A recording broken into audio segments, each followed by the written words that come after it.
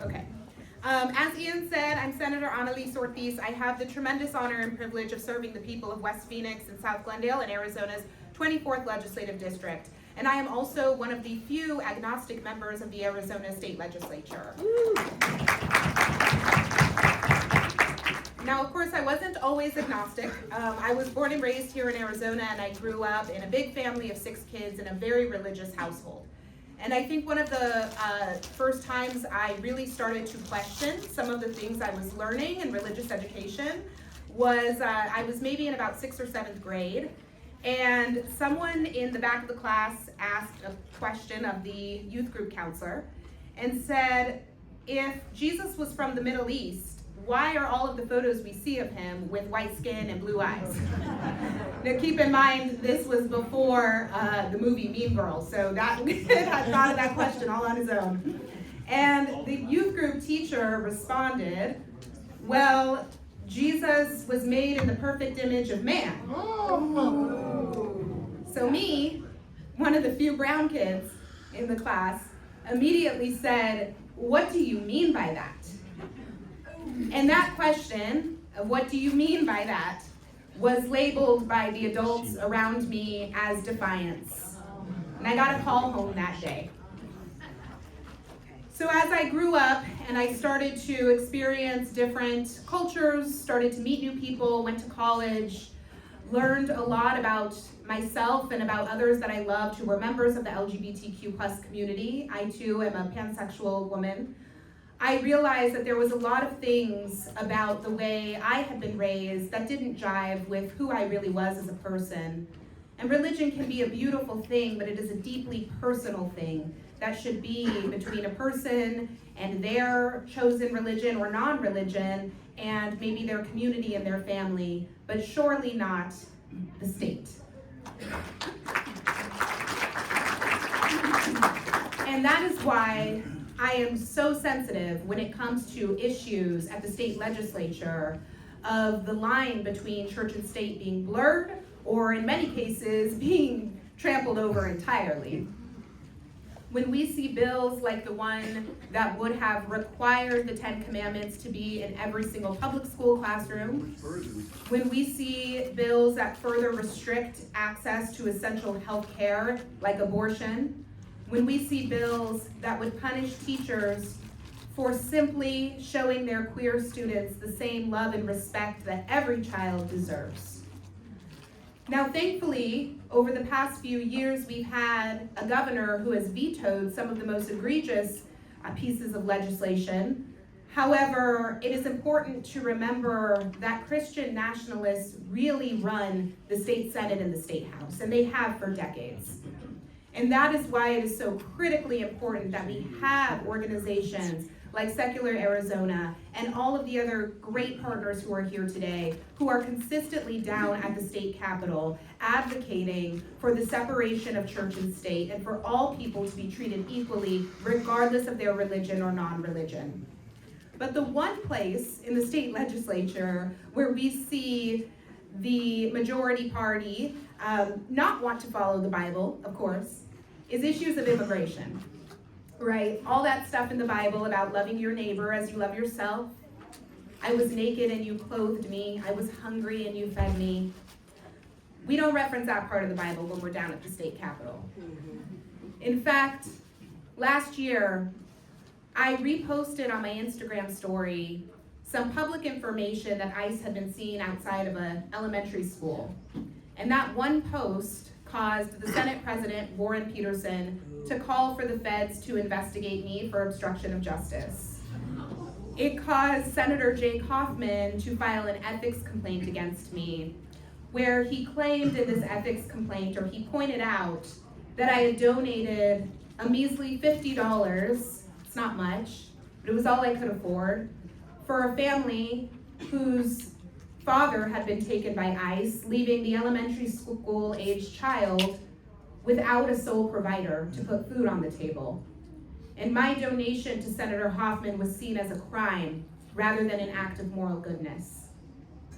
The hypocrisy reigns supreme at the state legislature because around that same time, a Republican, John Gillette, had called people of the Muslim faith savages, terrorists, said they were from, quote, shithole countries. He called for a member of Congress to be executed, and when the Arizona Republic asked him to clarify, he doubled down and said, yes, she should be executed. Democrats filed an ethics complaint against Representative Gillette for those horrible words, and it was promptly dismissed by Speaker of the House, Steve Montenegro. When my colleague and dear friend, Representative Stephanie Stahl-Hamilton, who is a pastor, tried to make a point about separation of church and state by hiding Bibles that are in the members' lounge because she felt as though one particular religion should not be favored in the people's house, she was promptly hit with a censure. And so it's so critical that now, as much as ever, we are standing united to show the Christian nationalist movement that this is not popular policy, it is dangerous for our democracy, and it is harming people every single day. I know that this is a hard time. Many of us feel burned out. We might feel hopeless. We might want to stay in bed doom scrolling. But that is where we need to reach deep into ourselves to find that motivation to keep going and to bring more people into rooms like this. Because rest is important. We can't keep doing this work if we are burned out. So we will need to have those people to call on, to tap on the shoulder, to say, I need to take a minute on the sidelines and I need you to go in for me. We have to constantly be growing this movement and welcoming new people in if we're going to get out of this moment that we are in. And all hope is not lost. They want us to think it is. They want us to think the game is over. They want us to give up. They are counting on it. And that is where we need to stand united and say, hell no. Not now, not ever.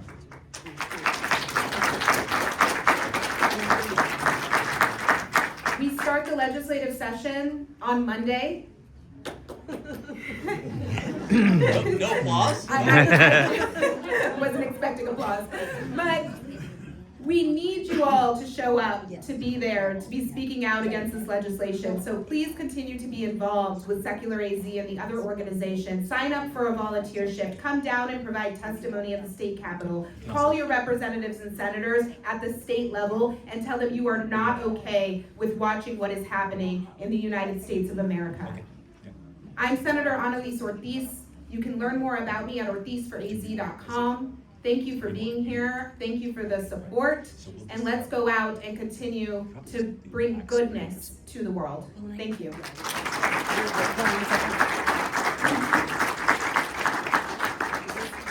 Hold on one second. Can you hear me? I think we have time for maybe one or two questions. So is there anybody that has a question for Senator Ortiz?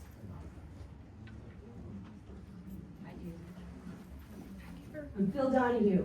Now you know I'm Gen X. Here you go. I've been hearing a lot about, Turning Point played a huge role in this Spilsbury race in Mesa, and now I understand they're targeting the SRP board. Have you heard anything else further about Turning Point jumping into the fray? Well, we need to be vigilant about Turning Point's tentacles being in every single race. And it has been for quite a long time. And unfortunately, we are not as organized as we need to be to fight back. That is just the honest truth. So where are they playing? They are playing in the SRP board. So if you are a property owner in an area where SRP is your service provider, you have a vote on those elections, which are happening in March. So it's really important that you're tuned into those. You can only vote if you're a property owner, which is a little ridiculous. But that is, the utility board where all of these key decisions are made. I have heard that they are continuing to target city council races. So this is where it's so important that you are talking to your friends, family, and neighbors, especially for those nonpartisan elections where they might not be very clear where certain candidates stand or who is funding them. So make sure you have that information to provide the people who you care about so they are making an informed vote. School board races are another area where they should be nonpartisan, but we see these far right candidates. So in the Phoenix Union High School District, there was a Turning Point candidate who was appointed to a vacancy named Jeremiah Koda.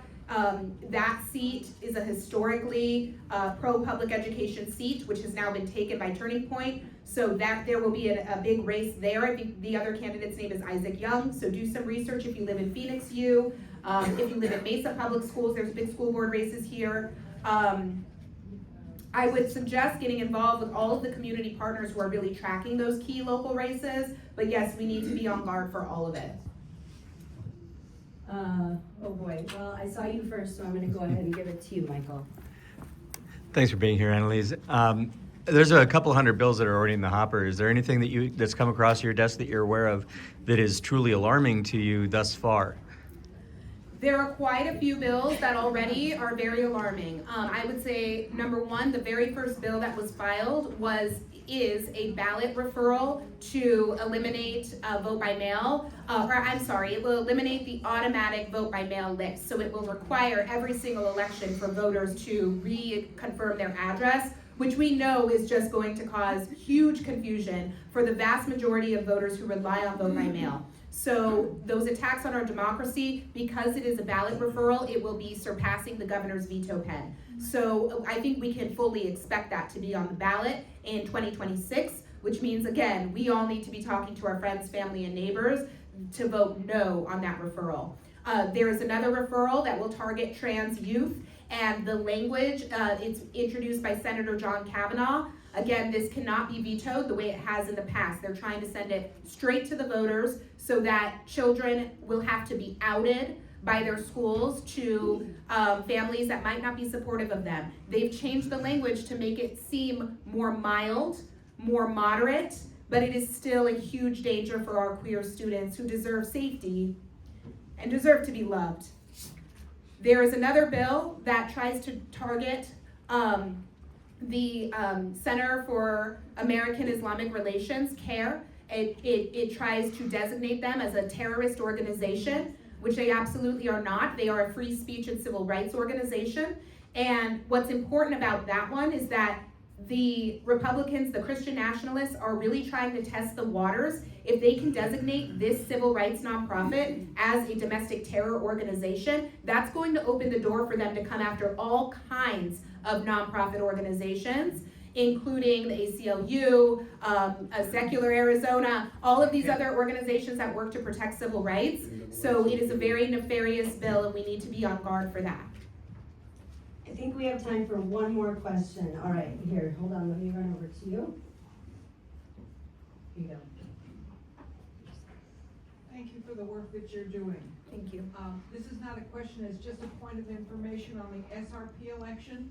You must register separately or you will not get a ballot. You will not be on the ballot unless you register through the SRP elections website. So please do so if you're a property owner. You have a portion of a vote, but it's only 5% of the people in Arizona, in SRP's range, vote on that commission for this reason. Thank you so much. And Vic Aronow, who's also a frequent guest on our Friday webinars, if you're not aware of those, you should definitely show up. He has some cards here with a QR code as well. So if you want to scan that code, you can go to this gentleman back here sitting next to Diane Post, and he can help fill you in.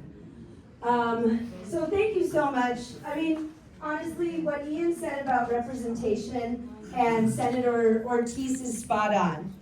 I feel like we have a lot of legislators who will rubber stamp things, or they don't want to get caught in the fray of things, but Analise always leans in, and she fights for everybody in Arizona, not just the people in her district. So please, let's give her another round of applause, please. Thank you. Thank you so much.